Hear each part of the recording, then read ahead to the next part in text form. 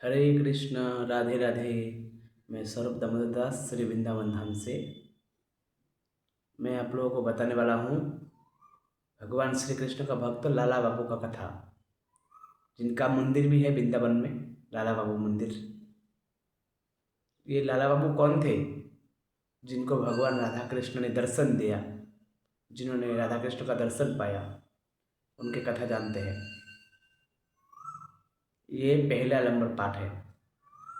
त्रिदंडी स्वामी ओम विष्णुपाद भक्ति प्रसाद विष्णु महाराज गुरुदेव के कमल चरण में सर्व दामोदर दास का करोड़ों करोड़ों दंडवत प्रणाम। लाला बाबू कोलकाता के, बंगाल के बहुत बड़ा एक जमींदार थे। बहुत बड़ा जमींदार, जिसके पास पूरा वैभव था। राजपाट, जमीन जायदाद, नौकर नौकर चाकर सब थे। लाख लाख दास दासियाँ थे, हजार हजार। इतना बड़ा जमींदार, लेकिन अपना जीवन, पूरा जीवन अपना आनंद से बिताया और पूरा जीवन सुखपूर्वक बिताए, लेकिन जीवन में कभी भगवान का भजन साधन नहीं किया। लाला बाबू ने पूरा माया में जकड़ा हुआ था। एक दिन वो जो लाला बाबू है, वो जमीन से भी नहीं चल पाता, कहा जाता है। खूब कम, ज़्यादातर तो उनको चार सेवक कंधे पे बैठा के, जिससे दुल्हन को पहले शादी में पालकी में लेके जाया जाता था ना, ठीक उसी तरह लाला बाबू चलते थे। वो सुख कुशल मंगल जीवन जी रहे थे बहुत।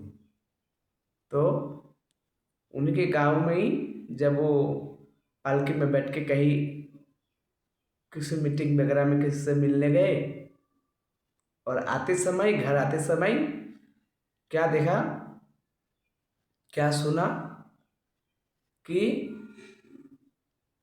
एक छोटा सा कन्या लड़की, जो होगा 10-12 साल, और उसके पिताजी, लड़की का पिताजी उसी के राज्य के थे, जमींदार लाला बाबू के।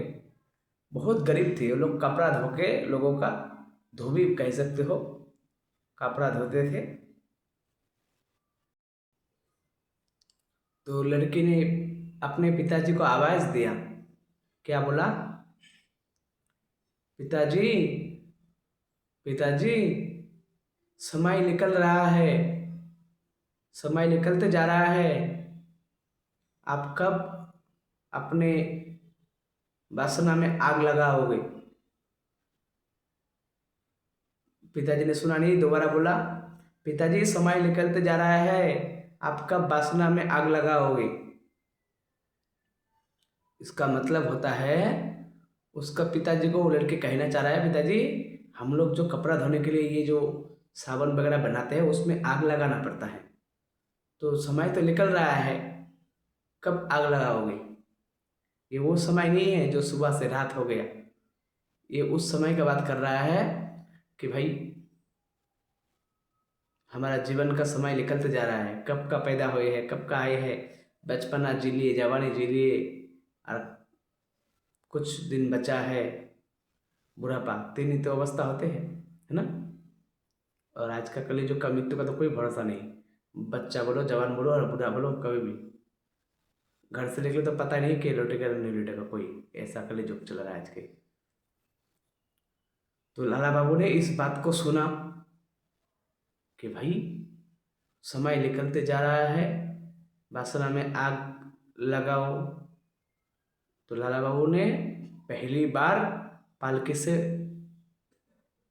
उतरा जमीन पे। उनके पहरेदार को बोला, तुम लोग रुको, मैं आता हूँ।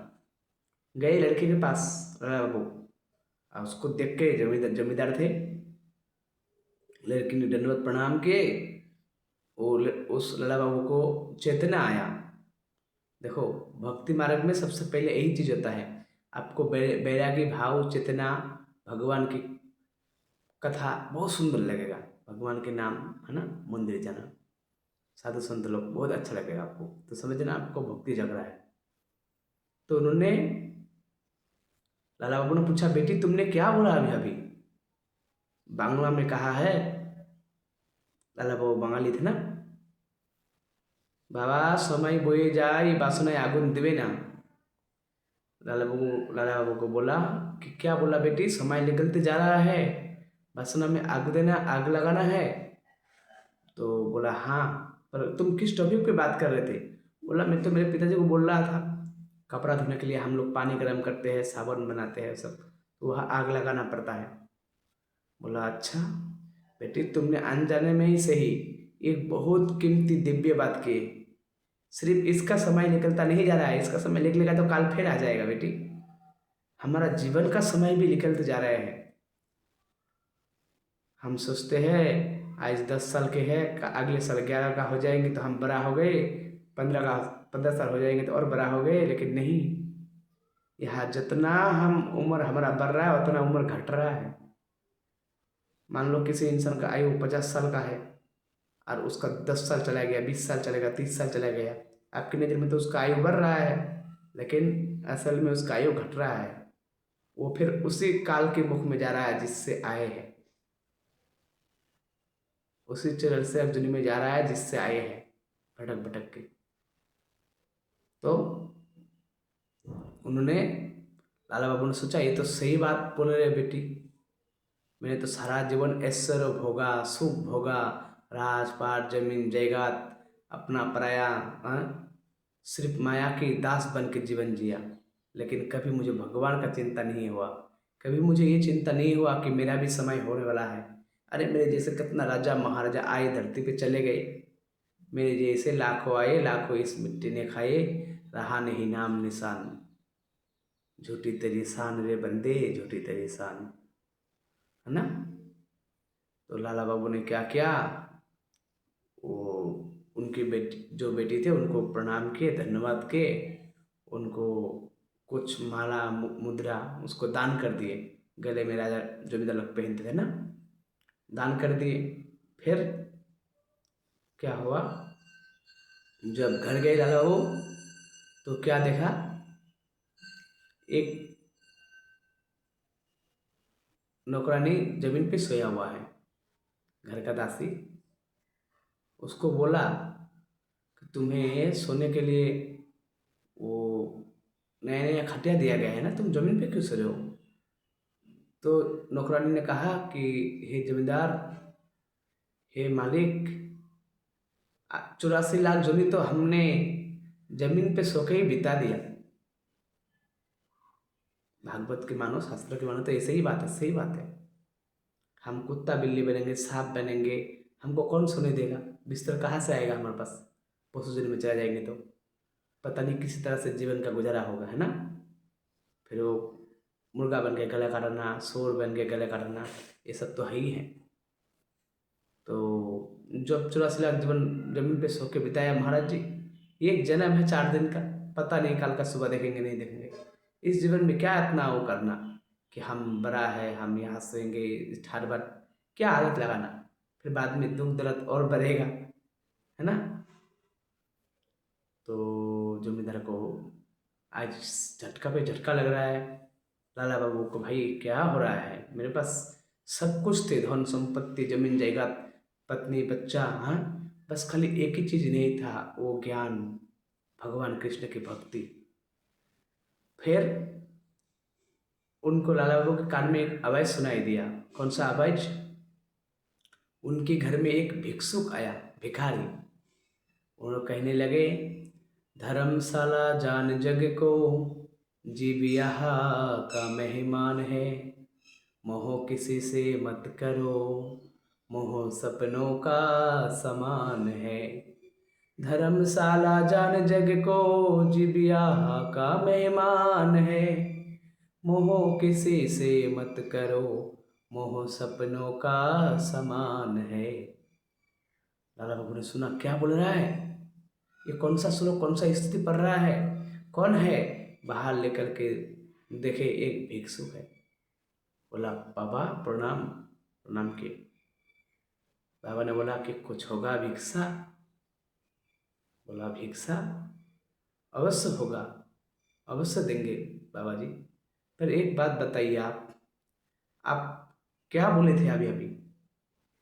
तो बाबा जी ने कहा, मैंने कहा कि धर्मशाला जान जग को, जीव यहाँ का मेहमान है, मोह किसी से मत करो, मोह सपनों का समान है। बोला इसका अर्थ बाबा, साधु को संतों को पूछने लगे लल्ला बाबू। बोला इसका अर्थ यही है राजन, तू सच बता, ये जो तेरे नाम पे आज जमीन जायदाद है, ये तेरा पहले से था? बोला नहीं बाबा। किसका था? बोला मेरे पिताजी का। अच्छा, ये राजपाट, ये जमीन जायदाद तेरे पिताजी का था? तेरे पिताजी लेके आए थे? बोला नहीं बाबा। तो तेरे पिताजी के पास कैसे आया? बोला मेरे दादाजी ने उनको नाम कर दिया। तो वही वही बात समझा रहे थे संत। बोला देख बेटा, ये सृष्टि जैसा है वैसा रह जाएगा, ये जमीन जगत जैसा है वैसा रह जाएगा, बस नाम बदलता रहेगा।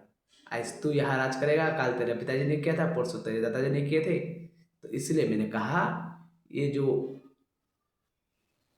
मान लो, ये सब जो वस्तु देख रहे हैं ना, ये सब सपना के समान है। ये स्त्री, पत्नी, बच्चा, ये कुछ पल के लिए, कुछ महीनों के लिए, कुछ साल के लिए तुम्हें दिया गया है, कुछ समय के लिए। ये सदा के लिए नहीं है, परमानेंट नहीं है। ये किराया मकान जैसा है। क्योंकि इससे पहले जन्म में तेरा ये पत्नी थे, बच्चा थे, ये राजपाट था नहीं। इसके बाद वाला जन्म में तुम्हारा ये सब होगा? बोला नहीं। तो फिर ये तो झूठा माया है ना, कि तुम जमींदार हो, तुम्हें तो माया में फंस के जीवन बिता रहे हो, सुख भोग कर रहे हो। इसीलिए मैंने कहा धर्मशाला जान जग को, जीव यहाँ का मेहमान है, मोह किसी से मत करो, मोह सपनों का समान है। बोला बाबा मुझे डिटेल में कुछ समझाओ। बोला यही समझ ले बेटा, एक दिन मैंने सपना देखा। मैंने देखा कि पूरे भारत वर्ष का राजा हूँ मैं, सारी संपत्ति ऐश्वर्य मेरे सामने पड़ा है। पर मैंने जैसे सुबह सपने से उठा, नींद से उठा, और मुझे पता चला कि भाई सपनों में तो बहुत सुख मिला, इतना बड़ा राजा था, सर चारों तरफ मेरा जय जयकार हो रहे थे।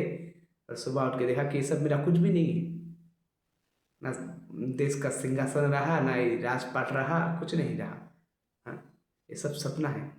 पर मान लेना पड़ा, मानना ही पड़ेगा क्योंकि ये सपना है। ठीक उसी तरह बेटा, ये तो जो भी तुम्हारे पास आ जाए ना, ये सपना जैसा है। तो बोला वास्तव क्या है? अब जागने के बाद क्या किए? बोला वही वास्तव है बेटा, हरि नाम। राम नाम के हीरे मोती, कृष्ण नाम के हीरे मोती, गुरु बिखराए गले गली, ले लो कोई शाम के प्याले, शोर मचाए गली गली। असली धन इस यही है। बोला बाबा अगर असली धन वही है तो आप भिक्षा क्यों कर रहे हैं? तो संत ने कहा देखो बेटा, जो हरि भजन करता है, सारा संसार उस उसको प्रेम करते हैं, समस्त देवी देवता। जो मूर्ख है उसको बात छोड़ दो, जो ज्ञानी है, भगवान को मानने वाले हैं, तो ये हरि पल भर में सब कुछ दे सकता है। पल भर में सुदामा को तीनों राज्य दे दिए, मीरा को अपने आप को दे दिया, प्रहलाद को दर्शन दिया, अवतार लेकर आए। बहुत वो भगवान चाहे राजा उमरीश को तो पूरा राज हर बार दे दिए थे, सातों लोगों का राजा। तो भगवान चाहे सेकंड में सब कुछ दे सकता है। पर ये जड़ जगत का वस्तु ले तो लेंगे, पर इसको लेके जा सकते हैं नहीं, यही छोड़ देना पड़ेगा ना। तो क्या करना है सबके पीछे पड़ के? इसीलिए ये बुद्धिमानी नहीं है। असली बुद्धिमानी तो ये है कि धन संपत्ति आ जाएगा, जो भजन में डिस्टर्ब हो जाएगा, उसी की चिंता रहता है। असली बुद्धिमानी ये है कि भगवान का भजन करो, जब यही साथ जाना है तो यही करना चाहिए। और लाला बाबू ने बोला कि फिर भिक्षा का क्या मतलब हुआ? तब संत ने कहा देखो, तुम लोग संसारिक लोग हो, हजारों लड़ाई झगड़ा मारपीट, हजारों तरह का पाप करते रहते हो, तो तुम लोग तो खुद जाके दान करोगे नहीं मंदिरों में साधु संतों को। तो हरि कृपा करके अपने भक्तों का दर्शन कराते हैं तुम्हें, जिस दर्शन करने से क्या होता है संतों का, गंगार प्रस हिले पश्चात पावन, दर्शन पवित्र करे तुम्हारा गुण। कोई मनुष्य गंगा जाके नहा के जो पुण्य करते हैं, वो वैष्णव का, साधु का दर्शन करने से हरि भक्तों का वो उतना पुण्य मिलते हैं। और भिक्षा इसलिए करते हैं राजन कि तुम्हारा कुछ पाप कम करने के लिए। सोचो, तुम्हें भगवान देने वाला बनाया है, लेने वाला नहीं बनाया। हम खुद सर झुका के तुमसे भिक्षा मांगते हैं, तुम घर में बैठ के थोड़ा सा कुछ देते हो, कुछ तो देते ही नहीं है, बोलता है ही नहीं कुछ, है ना। ऐसे हम खाली तुम्हारा पाप का भार कम कराने के लिए, भगवान की सेवा के लिए भिक्षा करने आते हैं। राधे राधे। ये 1 नंबर पाठ है।